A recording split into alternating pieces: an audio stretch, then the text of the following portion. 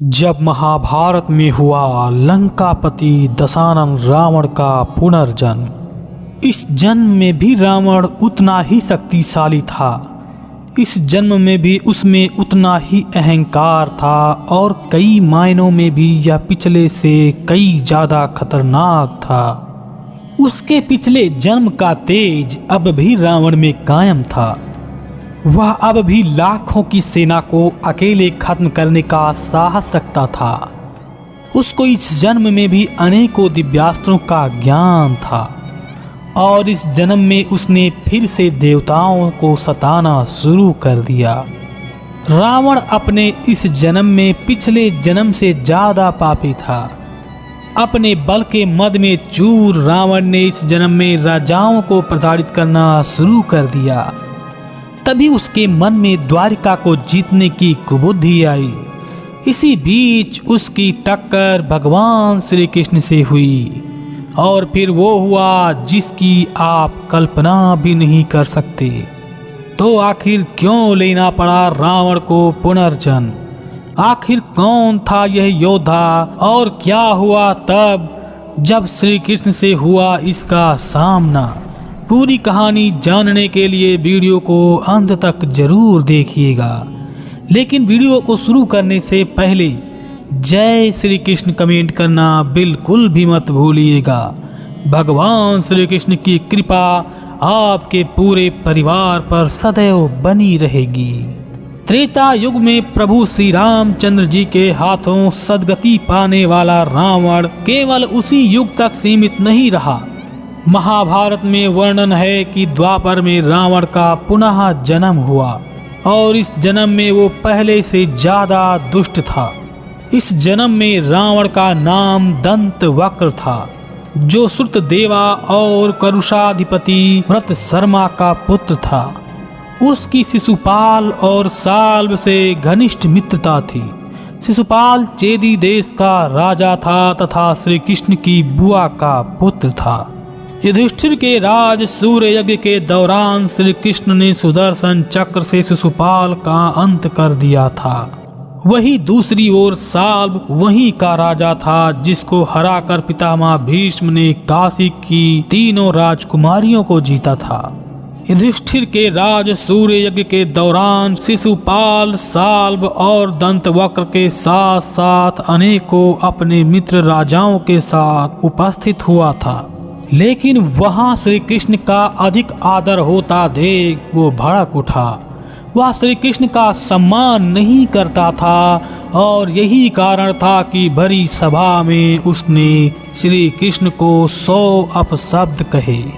परिणाम स्वरूप श्री कृष्ण ने उसी भरी सभा में शिशुपाल का अपने सुदर्शन चक्र के द्वारा अंत कर दिया और वहां मौजूद सभी लोग कांप उठे। शिशुपाल के मरने के बाद उसके सभी मित्रगण वहां से भाग खड़े हुए, लेकिन दंतवक्र वहां से नहीं गया। शिशुपाल की मृत्यु ने उसके सभी मित्र राजाओं के मन में श्री कृष्ण के प्रति डर का माहौल पैदा कर दिया था। किंतु दंतवक्र श्री कृष्ण से नहीं डरता था। वो शिशुपाल को अपना परम मित्र मानता था और श्री कृष्ण को अपना परम शत्रु। शिशुपाल की मृत्यु ने उसके प्रति जहर घोल दिया। श्री कृष्ण के प्रति उसकी शत्रुता और बढ़ गई तथा वह दिन रात श्री कृष्ण से बदला लेने के सोच में डूबा रहता था। लेकिन दंतवक्र ये भी जानता था कि वो अपनी साधारण शक्ति से श्री कृष्ण को हरा नहीं सकता, क्योंकि वो श्री कृष्ण को मायावी समझता था। उसने शिशुपाल वध के समय श्री कृष्ण की शक्तियों को देखा था, इसलिए वो श्री कृष्ण से अधिक शक्ति अर्जित करने में जुट गया और उसने देवताओं को प्रसन्न करके अनेकों दिव्यास्त्र प्राप्त किए। वहीं दूसरी ओर साल्व भी श्री कृष्ण से बदले के लिए बेचैन था और उसने भी महादेव को प्रसन्न करके एक मायावी विमान को प्राप्त किया। वो विमान आसमान में उड़ता था और उसी पर बैठकर साल्व अपने शत्रुओं से युद्ध किया करता था। फिर देरी किस बात की थी, दोनों योद्धा पूरी तरह से तैयार थे और फिर उसी मायावी विमान पर बैठकर श्री कृष्ण की द्वारिका नगरी पर हमला कर दिया। हालांकि दंतवक्र इससे पहले श्री कृष्ण पर आक्रमण कर चुका था। मथुरा में उस समय दंतवक्र मगध की सेना के साथ मिलकर जरासंध की सहायता कर चुका था। लेकिन इस बार दंतवक्र अकेला नहीं था, इस बार उसका छोटा भाई विदुरथ भी साथ दे रहा था। इस प्रकार दंतवक्र, विदुरथ और साल्व द्वारिका नगरी पर टूट पड़े। उन्होंने द्वारिका नगरी को क्षति पहुंचाना शुरू कर दिया और तभी वहां द्वारिका की भी सेना उपस्थित हो गई, लेकिन वे उसकी संगठित शक्तियों के लिए पर्याप्त नहीं थे। तभी युद्ध में सात्यकी और प्रद्युम्न का आगमन हुआ। क्योंकि साल्व मायावी विमान पर सवार था, इसलिए वे उसका कुछ नहीं बिगाड़ पाए। लेकिन प्रद्युम्न ने हार नहीं मानी और उन्होंने साल्व को उसके विमान सहित नष्ट करने के लिए घातक बाण का अनुसंधान किया।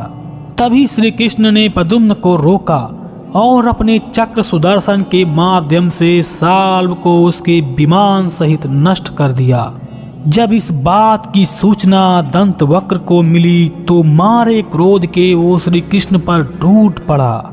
वहां श्री कृष्ण और दंतवक्र के बीच बड़ा गहन युद्ध हुआ, लेकिन श्री कृष्ण के कौमोद की गदा के प्रहार से दंतवक्र के प्राण पखेरु उड़ गए, जिसे देख उसका छोटा भाई विदुरथ घबरा गया।